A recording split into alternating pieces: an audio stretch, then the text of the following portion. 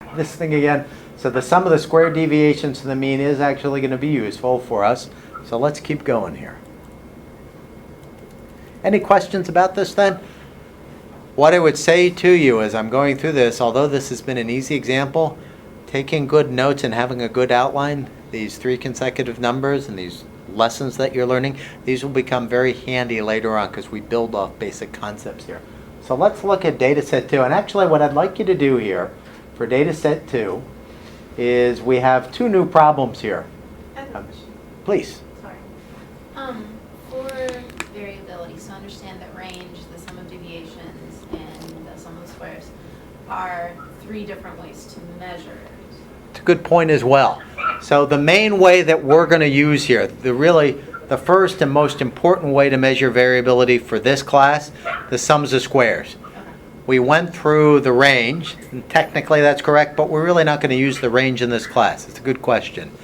The sums of square deviation, or the sum of the deviations in the mean, we're not going to use that either, but it's important from a definitional perspective to know that that number is always 0. The real first one we have here is the sums of squares. That's going to be the first useful thing, and we're going to come back to that one quite a few times. So it's a good question. Okay, so another kind of mind bender for you. Problem number 2, a mean fact about central tendency. So I give you these 2 data sets. This is going to be a pretty easy lesson, I think, with this one. I give you these 2 data sets. This is really going back to central tendency. Data set 3 has 4 numbers in it. Data set 4 has 5 numbers in it. Would it be best to use the mean or the median to represent the central tendency of these 2 groups?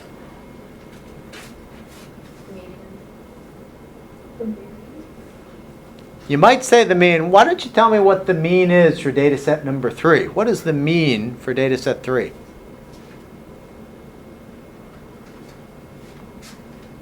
Oh, maybe not, because the mean is definite. So for data set 3, the mean is what? You add up all the numbers and divide by 4. What do you get? 2.5. Can you kind of see that? Add them all up, divide by 4. What is the mean for data set 4? Something, if you add up the numbers, 1,010, so it's going to be, 205 or something? No, not. 202, thank you. So the mean for data set 4 will be 202. If I said the central tendency for data set 2 is 202, does that number really represent that data? No. So the lesson you've learned here is what's going on with data set 4? There's something weird with data set 4. What have we got here? Yeah. There you go. We have an outlier here. Data set 4, which number is the outlier? 1,000. Yeah, the 1,000 is the outlier. If you have a data set with an outlier, is it going to be good to use the mean for central tendency? No. No. What would be a much better measure of central tendency to use? The median. The median for this would be what? 3. Yeah, it would actually be 3, the middle number. So you've learned an important lesson here that when you have an outlier, it's not good to use the mean, it's good to use the median. Which begs the question, what does this have anything to do with buying houses? Has anybody bought a house recently? You did. Yeah. When housing prices are listed, do you know how they list housing prices? They just say what the price is, but if you're looking to move into a new market, do they actually write out the mean housing price, or do they write the median housing price in an area? They actually use the median housing price. Why do you think they do that in a given geographical area? Because of outliers? Yes, because if Michael Jordan lives down the block from you, everybody knows who Michael Jordan is? If Michael Jordan lives down the block from you, we own all house. How much did may I ask how much your house cost? Sure.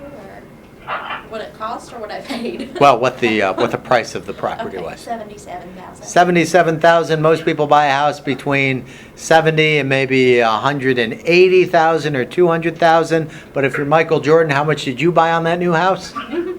6 million. So if you report the mean housing price in a market, and Michael Jordan lives there, what's that going to do? Skew it. It's going to skew it to a positive realm. It's better to report the what? Median housing price. So this is the lesson on this. And if you're wondering just how I'm going to use this information, the basic idea is you write your notes and your outline up, and you're going to get a problem at the end of tonight. When you have the test 2 weeks from now, what I'm basically going to do is I'm going to give you like a day or so to look at a couple of problems, and they're going to be kind of these thought problems. If you had this and this, what would be the best way of looking at it? So if you write good notes and have a good outline, you'll be able to kind of figure out these situations about what to use and what not. Comment or question? My question is, you've already outlined it, so, Add details.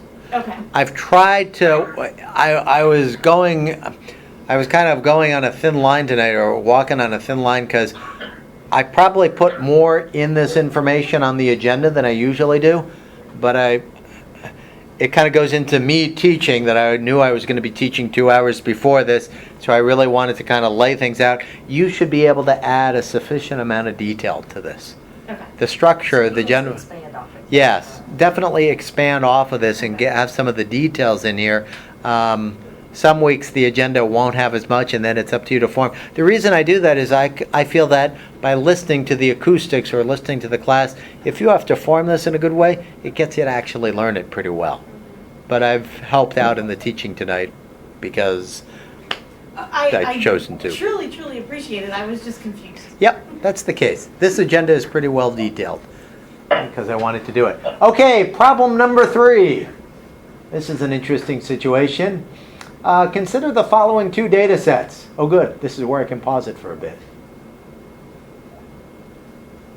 For the following 2 data sets, I've got 2 different data sets. I've got data set 5 with 2, 3, and 4, and data set 6, 2, 2, 2, 3, 3, 3, and 4, 4, 4. What I would like you to do for these data sets is I would like to give you 2 minutes, see if you can tell me what the sum of the square deviations are for each one of these data sets. I'm going to stop the tape there.